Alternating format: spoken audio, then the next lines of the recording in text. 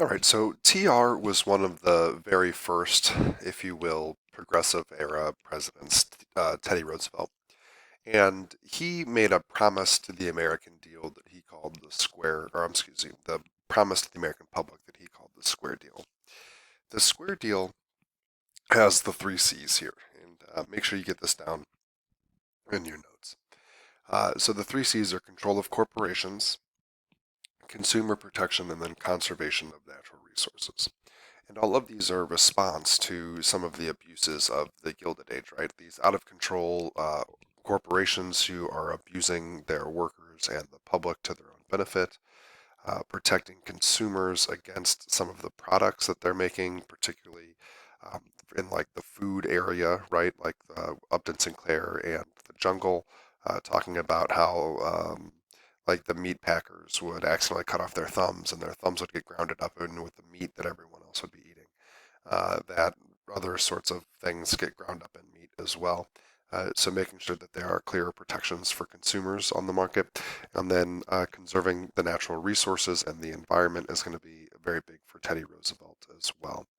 Uh, so here, as you can see, Teddy Roosevelt believed that the government, not big business, should rule the country.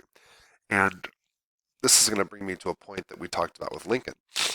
Roosevelt is technically, during this time period, is a Republican, but he's a progressive president, meaning he's very liberal. And so we're still at this time period, much like with Lincoln, where the Republican Party was the liberal party in the dynamic. And here you can see TR espousing some of these more liberal political ideas like bigger government, protection of the environment, um, those sort of things, regulating businesses. So a lot of this is going to be this more progressive idea that Roosevelt is going to come up with for his presidency. And one of the things that makes Teddy Roosevelt absolutely one of a beloved president as well.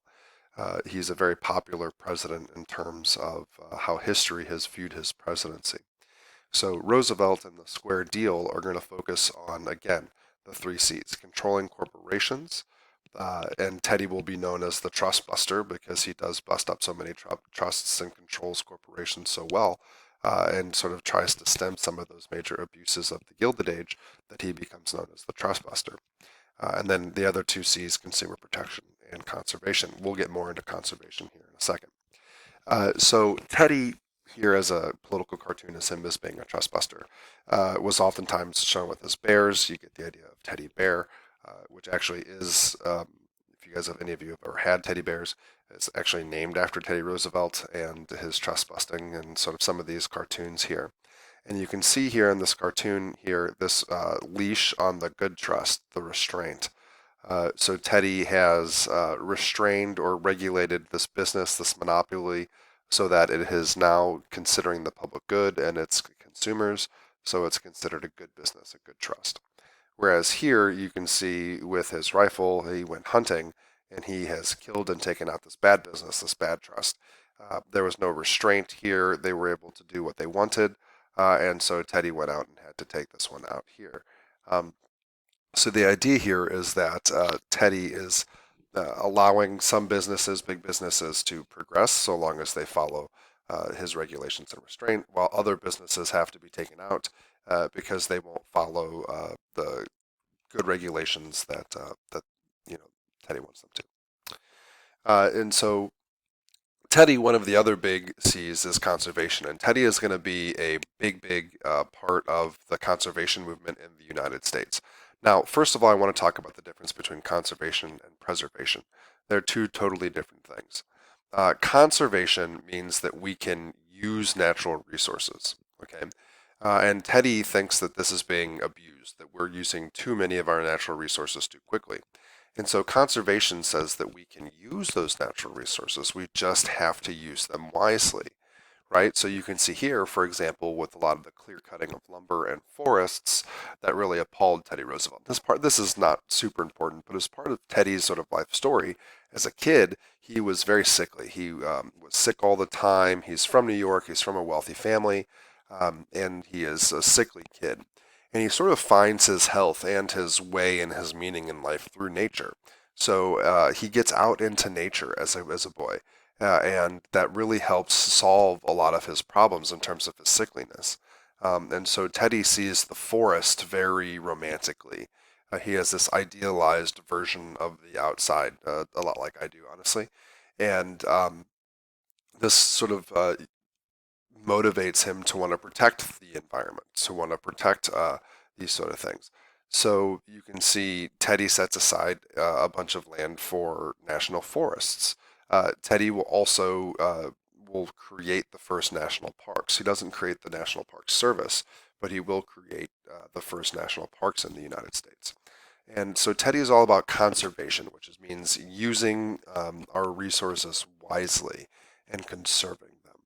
Now, this is a little bit different than preservation. Preservation says leave the environment alone completely, leave it as it is. John Muir, a very important sort of environmentalist, he has the famous quote that most of you have probably have heard: "The mountains are calling, I must go."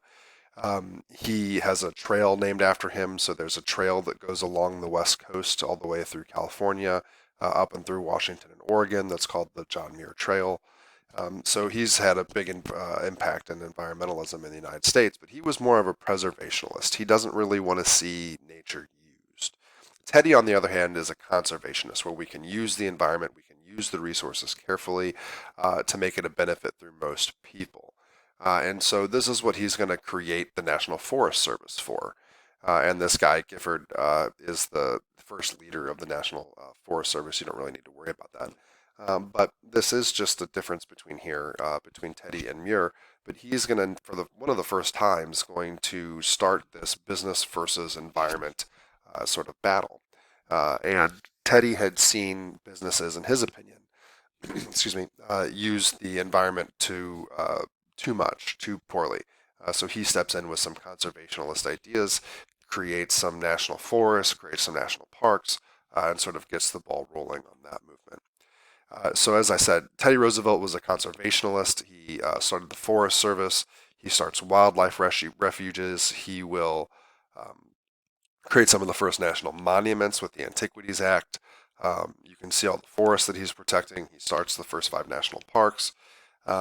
So TR is going to, as part of this progressive era movement, is going to move very heavily to protect the environment. Whoa.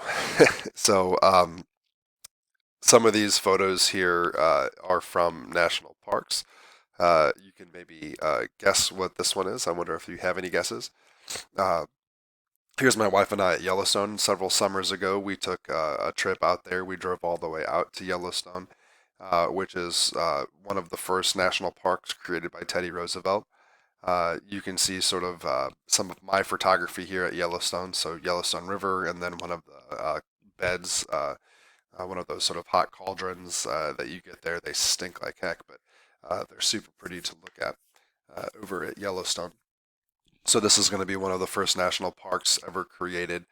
Here's another one of Lake Yellowstone with the fog coming off the lake in the morning. And there's just a tremendous variety at Yellowstone. For any of you guys who've not been there, you can sort of get a sense of here through some of these photos as to why Teddy wanted to protect this and why Yellowstone becomes the first national park in the United States. We had talked about buffalo earlier and how they're, excuse me, they're hunted almost to extinction. So you have some buffalo here now at Yellowstone, and actually they get really close to your car. When you're at Yellowstone, a lot of the roads that are there are old game trails, old buffalo trails, and things like that. So the buffalo will still follow closely by a lot of the roads, so you can get very close to them, like I did here, to take a picture of some of them. Um, so let's then get into sort of what comes after Teddy Roosevelt and with the progressives, because there's going to be a string of what we consider sort of progressive era presidents. So Taft is going to become TR's vice president and will become the next in charge after TR. TR will actually step away after one term. He decides not to run again. It was a term and a half, really. McKinley was assassinated, and TR becomes president at the time, and then wins re-election, his first time getting elected, and then decides to step away. And Taft takes over. But TR isn't a big fan of how Taft is running the country in the 4 years that he's gone. So In 1912, Taft is the incumbent Republican president running, but Teddy Roosevelt wants to challenge him. And in challenging him, he has to sort of run on his own party because the Republican Party, the Liberal Party at the time, is has its nominee, the sitting president, and Roosevelt would like to challenge his former protege. So he starts his own party called the Progressive Party. It's actually called the Bull Moose Party, as you can see the stamp down there at the bottom. And he's going to run for president as a third party member, a third party candidate for president. So here, the Progressive Party, this is what Teddy is running on. He's running on the women's right to vote. Um, he's saying that basically we should tax the rich, that we should have better minimum wage laws. We need to have better social insurances like Social Security, that sort of thing. That won't come till later. But you look at sort of this progressive party reform, and a lot of them match to what progressives are still looking at or looking for today. So you have this sort of progressive party, and you have a party that's split essentially. You have two progressives, Taft and is running, and also TR. Now the third party is, or another party is going to be the Socialist Party. So you get Eugene Debs, who actually becomes the person to get the most votes of any third party member of any party in American history, and he does so from jail, which is interesting. So you can see sort of the growth of the Socialist Party here, and as industrialization moves on through the Progressive era and the Gilded Age, you can see how the Socialist Party ends up increasing in strength in the United States, almost to the point where Debs is going to get over 1 million votes for president. And then lastly, for the Democratic Party is Woodrow Wilson. He's running. And this is a time period where basically all the parties are sort of liberal. They're all sort of responding to the abuses of the Gilded Age. So Woodrow Wilson is considered a progressive, just maybe not quite as much as TR and Taft. For example, Wilson did not believe in women's rights and the women's right to vote. Wilson was kind of a racist, unfortunately. Um, so you get some of these elements that aren't quite as progressive with Wilson, but he is going to take a progressive stance on businesses and things along those lines. So here's what Wilson and the Democratic Party, they're still about controlling businesses and controlling monopolies. They want more free trade, so they want a reduction in tariffs. So you can see some of the things that they want here. And some of them are similar, right? So especially when with regards to businesses, but when regards to things like women's rights and things like that, there are some social differences between the Democratic parties and the more progressive Republicans at the time.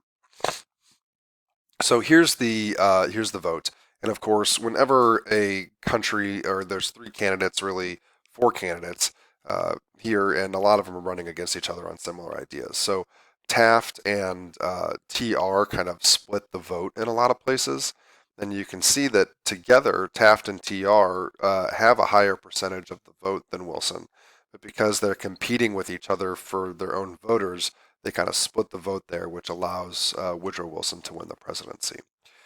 So here you can see TR wins quite a few votes, quite a few states. Taft only gets a few, but a lot of the time here, a lot of these states are red because the Republican vote is split between the two candidates, which allows a huge electoral victory here for Wilson. Um, and so basically, like I just said, a divided Republican Party here by the Bull Moose Party will essentially lead to Wilson winning the presidency.